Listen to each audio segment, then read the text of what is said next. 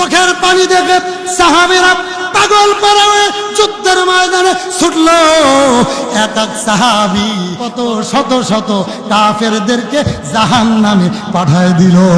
বন্ধু, ঈমান কাকে বলে? ঈমানদারের দাম আল্লাহর কাছে বেশি না কম?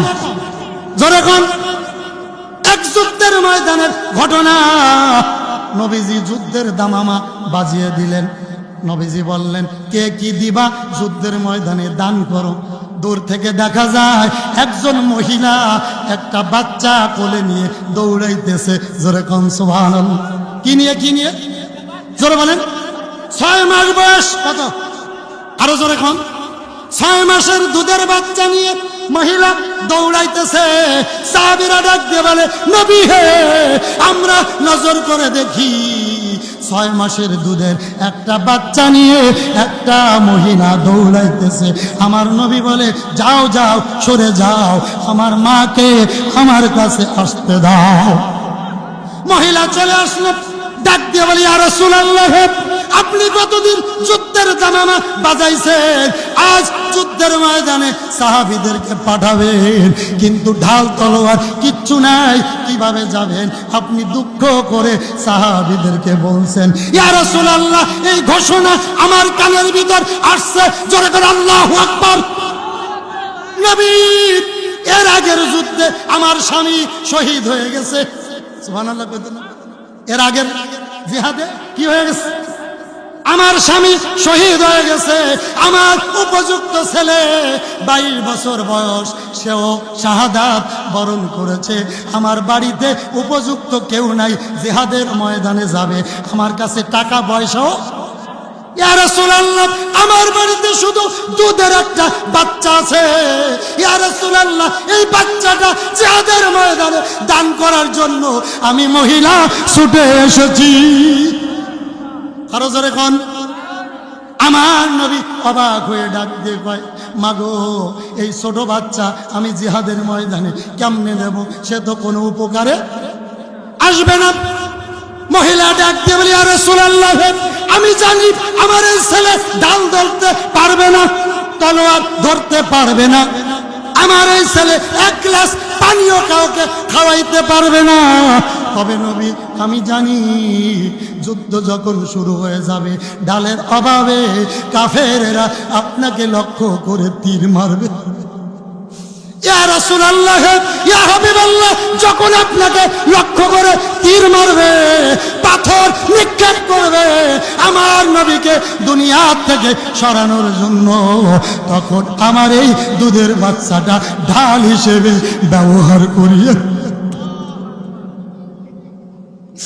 নবী আপনাকে যখন লক্ষ্য করে কাফেরেরা ঢাল অভাবে তীর বললাম লক্ষ্য করে আপনাকে মারবে, পাথর মারবে, তীর মারবে, এইভাবে লাঠি দিয়ে মারবে, তখন ঢালের অভাবে আপনার শরীরটা দ্বিখণ্ডিত হয়ে যাবে, রক্ত বাহির হবে।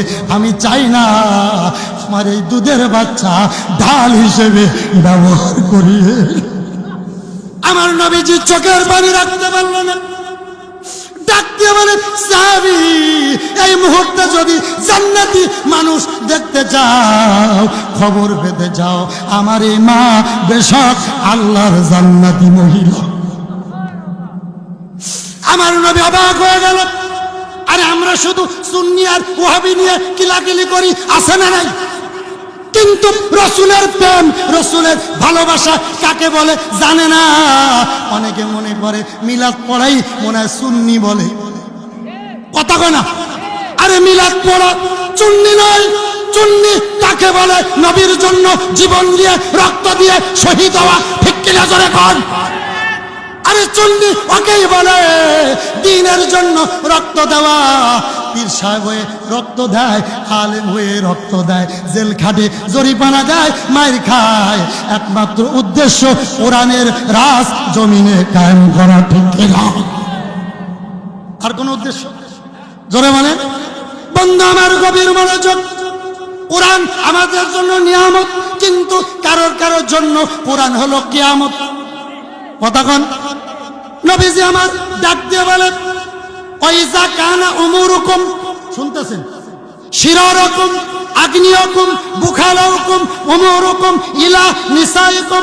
নবীজি আমার ডাক দিয়ে বলে, দুঃখ করে বলে, উম্মত এমন একটা জামানা আসবে রে, কিয়ামতের আগে 4টা জিনিস তোমরা বেশি বেশি দেখতে পাবে। জোরে বলেন কয়টা? সবাই বলে, এটা আমার শেষ ওয়াজ। কয়টা? 1 নম্বরে ওয়াইজা কানা উমুরুকুম শিরারাকুম আগনিয়াকুম বুখালাকুম। এমন একটা জামানা তোমাদের মাঝে কিয়ামতের আগে আসবে, সমাজের নেতা হবে, দরবার কারবার করবে, সমাজের নেতৃত্ব যারা দেবে অধিকাংশ থাকবে লুচ্চা বাটপার অশিক্ষিত। ঠিক কিনা জোরে কর। কে বলছেন? কথা বলেন। 1 নম্বর, এমন একটা জামানা আসবে সমাজে যারা দরবার কারবার করবে, টাকা দিয়ে দরবার করবে, অসৎ লোক সমাজের নেতা হবে। কি লোক কি লোক কি লোক? এটা কি আমার কথা না রসুলের কথা? 2 নম্বরে আমার রসুল বলে, এমন একটা জামানা আসবে ধনী ব্যক্তিরা ভালো কাজে টাকা দিবে না, পরিমণি আর মমতাজ আসলে টাকার কোনো অভাব হবে না।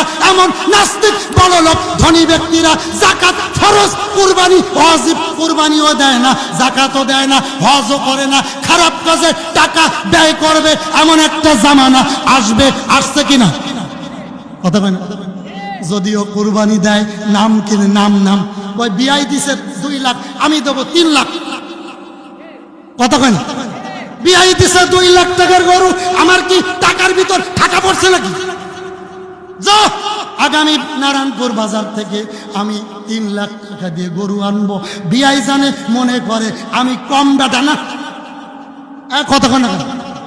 2 নম্বরে ধনী ব্যক্তিরা খারাপ কাজে লিপ্ত হবে, খারাপ কাজে টাকা ব্যয় করবে। মাহফিলের জন্য যদি যান, ওই গুনো মাহফিলের দরকার কি? এই কথা কতক্ষণ গুনো মাহফিলের দরকার কি? মমতাজ আনতে পারে না, আসে না? 3 নম্বরে রসুল আমার দুঃখ করে বলে, উম্মত 3 নম্বরে নারীরা বেশি ক্ষমতা খাটাবে সংসদে না। আমার আর আপনার ঘরে যে নারী, সেও আমার আর আপনার বাজার পছন্দ করেন। আমি আর আপনার কাপড় কিনি 4000 টাকা দিয়ে, পেতনির ঘরের পেতনির পছন্দ হয় না। আছে না নাই? মতলবের মা বোনেরা ভালো, এরা বাজার ঘাটে যায় না, মাঝে মাঝে মার্কেটও যায়। কথা কয় না? আরে এমন একটা জামানা আসবে স্বামীর কাপড় কিনা মহিলার পছন্দ। এবার স্বামী রাগ করে বলে, এই স্ত্রী, আমি যে ঈদে কাপড় কিনি তোমার নো লাইক পছন্দ হয় না। এবার নিয়ত করছি আমি আর বাজারে যাই না, আগামী ঈদে তুমি মার্কেট করবা। স্ত্রী মনে মনে কয়, এটার লেগেই তো কইছিলাম। আছে না নাই? এটার লেগেই তো। নাম্বার 4 রসুল আমার ডাক দিয়ে বলে, উম্মত এমন একটা জামানা আসবে শতকরায় 80টা করে জিনা শুরু হবে। এক কথা কন, বুখারী সহিহ হাদিস। আমি জানি আমারও সবার ভালো লাগতো না, কিন্তু আমি না বললো কিয়ামতের মাঠে জিব্বা কাটা যাবে। যে হুজুরে ইমামতির লবে কমিটির টেফে, যে হুজুরে মাইর খাট ধরে, জেল জরিমানা হামলার ধরে, মাহফিলের বন্দর ধরে, হক কথা বন্ধ করে। আমার নবী বলে, আস-সাকিতু আনিল হাক্কি আশ-শাইতানু মিনাল আকরাস। ওই হুজুর হলো আবু জাহেলের আপন খালাতো ভাই। কথা কয়, সে মুনাফিক। কিয়ামতের মাঠে বুবা শয়তান হিসেবে ওই হুজুরে দাঁড়ায়। ভালো হুজুরের চাকরি বেশি দিন, ভালো হুজুরের চাকরি বেশি দিন।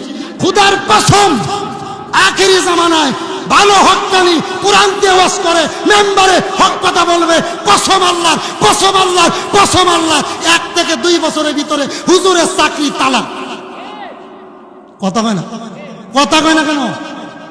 এজন্য আমি লোক কি করে আমার নিলক্ষে আসছি। হুজুর মুরব্বী সাক্ষী সবাই অনেকে আছে, আমি মেম্বারে উঠে বলি, আমি নিয়ত করে বসছি আগামী জুম্মার ভিতরে যেন চাকরি যায়। কথা বোঝেন না? কথা বোঝেন নাই? জিজ্ঞেস করেন। বলছে কিনা? বেশি দিন ইমামতি করা, বেশি দিন চাকরি করা, এটা বোঝর কিনা? ভালো হুজুরের কোরআন দিয়ে হক কথা বলে হুজুরের চাকরি থাকে কেমন? আমি এটা বুঝি না। এক হুজুর আওয়াজ করছে, সুদের সভাপতি হলো আন্তর্জাতিক সুদখোর। হুজুরের রুমে যে কয়, হুজুর কে কইছে আমি সুদ খাই? বোঝেন না, বোঝেন না, বোঝেন না, কে কইছে আমি সুদ খাই? কে কইছে? এরপরের দিন ওয়াজ করছে ঘুষের ক্যাশিয়ার, আন্তর্জাতিক ঘুষখোর ক্যাশিয়ার ডেকে কয়, হুজুর বেতন নিতেন না? হ্যাঁ, কথা কয় না, হুজুর বেতন নিতেন না? নিমু তো, নিয়ে আমার তো বেতন পাইতেন না। আমি যে তফসিল অফিসে চাকরি করি এটা আপনি জানেন না? ও জানি তো। আমি যে মাঝে মাঝে খাই এটা কে কইছে আপনি? এমন লোক নাই ভাই, জোরে খান। পরের শুক্রবারে ওয়াজ করছে বাটপাড়ি সিটারি করে টাকা কামাবেন না, দালালি করবেন না। এইভাবে ওয়াজ করার পরে আরেকজন খেপে ডাক দিয়ে বলে, হুজুর আগামী শুক্রবারে আপনার কিন্তু চাকরি নাই, গাট্টি গোল করেন। নাই নাই নাই নাই নাই নাই, এক কথা কোনো নাই। বন্ধু কবির মনোযোগ ভালো করে বুঝবেন, হক্কানি আলম রব্বানি আলম কোরআনের পাখি যারা জেলখানায় নয়, পাশির মঞ্চে দাঁড়িয়ে কয় আল্লাহু আকবার, জোরে করে আল্লাহু আকবার। পাশির মঞ্চে দাঁড়িয়ে হক কথা বলতে এক সেকেন্ড ভয় করে না, ওরাই হলো হক্কানি আলম। ঠিক কিনা জোরে কোন? অর্থাৎ যারা রক্ত ঝরাইছে, জীবন দিছে, জেল জরিমানা, হামলা মামলা, এটা তাদের জন্য রহমত। ঠিক কিনা জোরে কোন? ভাই শেষে বলবো, আমরা দ্বন্দ্ব করব না। আমরা যে দল করি, আল মুসলিম আকুল মুসলিম, আমরা কিন্তু ভাই ভাই।